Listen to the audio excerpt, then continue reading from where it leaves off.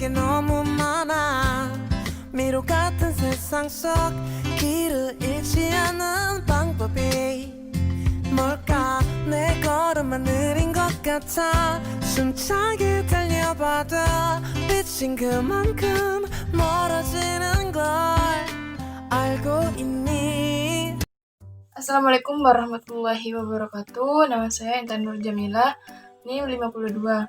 Kali ini saya akan bahas studi kelayakan bisnis pada toko Joko Tole yang meliputi aspek teknis, aspek pasar dan pemasaran, aspek manajemen dan organisasi, aspek AMDAL, aspek finansial, dan yang terakhir aspek sosial ekonomi dan budaya. Yang pertama untuk aspek teknisnya itu nama usaha, yakni Toko Joko Tole, menjual segala perabotan rumah tangga dan lain-lain, atau yang biasa disebut dengan pecah belah. Untuk produknya sendiri itu dikirim dari luar Madura maupun dari dalam Madura, melalui sales, agen, dan semacamnya. Untuk kedekatan dengan lembaga pusat pemerintahan dan lembaga keuangan itu terbilang dekat karena lokasinya strategis berada di pusat kecamatan, dan untuk ketersediaan tenaga kerja dan transportasi sarana dan prasarana itu terbilang mudah untuk dijangkau.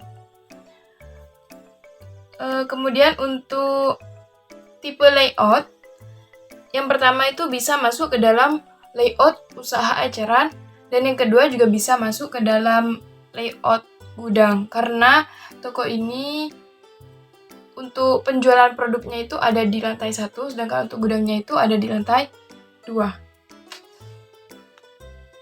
Selanjutnya untuk aspek manajemen dan organisasi yang terdiri dari POAC, yakni planning, organizing, actuating, dan controlling.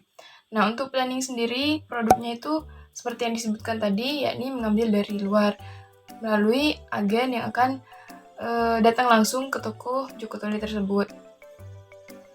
Untuk tahap-tahapnya itu biasanya mengambil barang apabila ada produk-produk terbaru itu biasanya langsung mengabari, dan setelah itu apabila cocok, si pemilik toko akan membeli dan merekap data-data tersebut lalu menjualnya kepada konsumen. Kemudian untuk organizing, nah kebetulan pemilik toko mengelola sendiri ya, sekaligus sebagai badan keuangannya yang mana terlibat dalam penjualan untuk setiap harinya.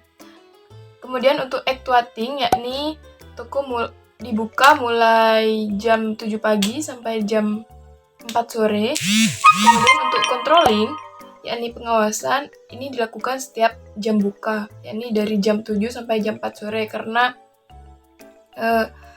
pemilik itu terlibat langsung dalam transaksi jual beli. Jadi bisa secara langsung untuk mengawasi tenaga kerja.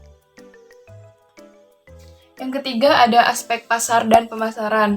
Untuk cara promosinya sendiri itu tidak ada kegiatan secara khusus, melainkan di mana masyarakat sudah mengetahui bahwasanya toko Joko Tole ini berada di dekat pasar, sehingga lokasinya yang terbilang strategis ini mudah untuk dikenali masyarakat.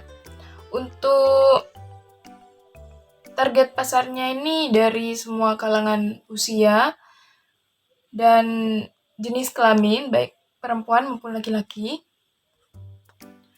Kemudian untuk segmentasi pasar secara psikografis, yakni mulai dari kalangan bawah, menengah, maupun atas, itu termasuk dalam segmentasi pasar dari toko Joko Tole tersebut. Selanjutnya untuk aspek AMDAL, yakni analisis mengenai dampak lingkungan, itu tidak ada dampak yang mencolok, mengingat biasanya sampahnya itu berupa kardus ataupun plastik. Nah, tapi dari itu semua, pemilik itu mengelola sampah tersebut atau membakar di belakang toko pemilik. Jadi tidak ada dampak lingkungan ke pihak lain, seperti itu. Selanjutnya yakni mengenai aspek finansial, Yang pertama ada sepeda motor, yakni dengan harga pembelian 9 juta. Kemudian ada etalase dengan jumlah 10, yakni dengan harga pembelian 1.300.000 per satuannya. Kemudian ada meja kasir dengan jumlah 2 dengan rincian harga 1.150.000. Kemudian ada pajak 100.000 per bulan. Kemudian ada alat cek uang palsu dengan harga 100.000. Kemudian untuk tanah yakni 200 juta. Kemudian bangunan toko yakni 2M. Kemudian ada kursi kasir sebesar 750. Ada gunting 3 biji yakni 15.000. Ada kalkulator 2 yakni 50.000. Kemudian gudang ada 2 yakni 1.500.000 untuk per satuannya. Nah, untuk cara mencari biaya penyusutan per tahunnya, yakni harga pembelian min nilai akhir atau nilai sisa kali jumlah per umur ekonomis.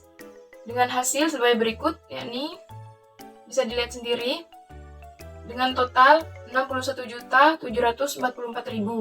Kemudian untuk biaya penyusutan per bulan totalnya yakni 5.145.334. Nah, setelah perhitungan biaya tetap tadi, kemudian beralih ke biaya variabel.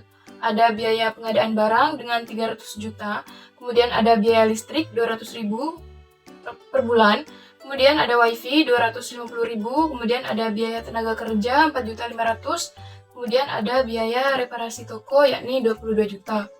Dengan total yakni 326.950.000 rupiah. Nah, sementara untuk penerimaan penghasilan toko per harinya yakni sebesar 30 juta.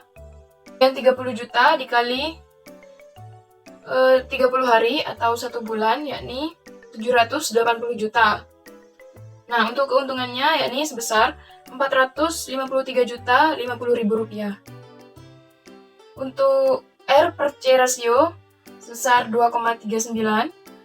Untuk B per C rasio sebesar 1,39, yang mana dari hasil tersebut menyatakan bahwa usaha toko Juku Tule tersebut dikatakan layak. Untuk yang terakhir ada aspek sosial ekonomi dan budaya, yakni yang pertama terbukanya lapangan pekerjaan bagi masyarakat sekitar yang mana dapat mengurangi pengangguran. Kemudian yang kedua adanya beragam produk barang yang mana itu bisa memenuhi kebutuhan masyarakat setiap harinya. Kemudian untuk manfaat ekonomi terhadap pemerintah, yakni menambah peluang dan kesempatan kerja bagi masyarakat sekitar, memperoleh pendapatan berupa pajak. Sementara untuk yang terakhir yakni sosial budaya, nah umumnya masyarakat sekitar ini masih menganut sistem tradisional yang mana adanya hajatan atau acara maulid dan lain-lain itu biasanya menggunakan atau membutuhkan yang namanya waskom.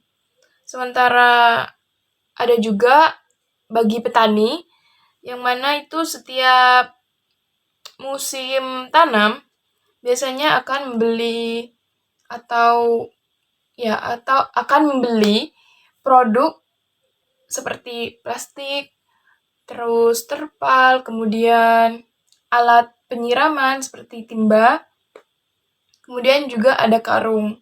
Nah, itu biasanya masih mutlak digunakan oleh masyarakat sekitar sampai sekarang. Yang mana dalam pembelian tersebut itu biasanya tidak dalam jumlah yang sedikit.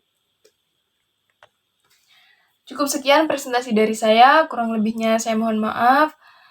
Wallahul muwaffiq ila aqwamit thoriq. Wassalamualaikum warahmatullahi wabarakatuh.